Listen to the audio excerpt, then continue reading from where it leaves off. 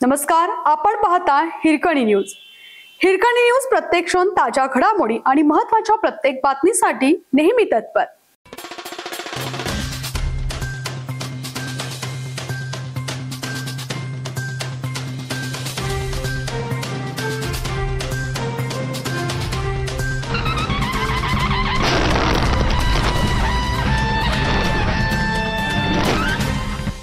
पुण्यातील प्रवाशासोबत वाद, लाथ घातल्याने थेट ट्रेनमधून बाहेर पडला आणि जागीच मृत्यू। मुंबईकडे येणाऱ्या कोणार्क एक्सप्रेसमध्ये खळबळ। भुवनेश्वर मुंबई कोणार्क एक्सप्रेसमध्ये धक्कादायक घटना घडली असून क्षुल्लक कारणावरून झालेल्या वादानंतर पुण्यातील तरुणाला अकोले येथील प्रवाशाने ट्रेनमधून खाली फेकून दिलं। या घटनेत खाली फेकण्यात आलेल्या तरुणाचा मृत्यू झाल्याची माहिती समोर आली आहे।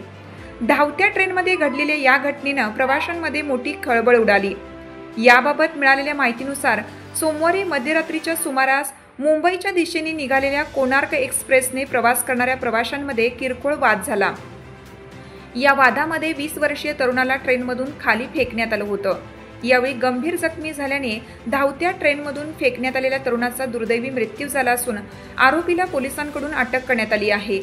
पुणे येथील विनोद कांबळे वय 20 व अकोला येथील मंगेश दसोरे वय 36 हे भुवनेश्वर मुंबई या कोणार्क एक्सप्रेस गाडीने प्रवास करत होते। यावेळेस विनोद आणि त्याचा मित्र गणेश हे दोघे मुंबईतील हाजी अलीच्या दर्शनासाठी मुंबईकडे निघाले होते।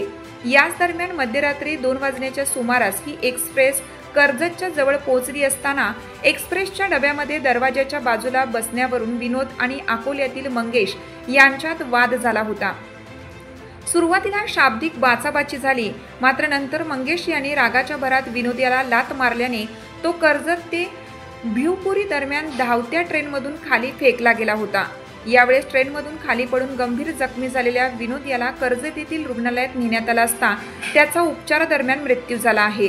दरम्यान या घटनेची माहिती मिळताच रेल्वे पोलिसांनी आरोपी मंगेश दसोरे याला ठाणे रेल्वे स्थानकातून ताब्यात घेण्यात आलं असून या प्रकरणी कर्जत पोलीस ठाण्यात गुन्हा दाखल करण्यात आला आहे। आपल्या हिरकणी न्यूज चॅनलला लाईक करा, शेअर करा आणि सबस्क्राइब करायला विसरू नका आणि रहा अपडेट।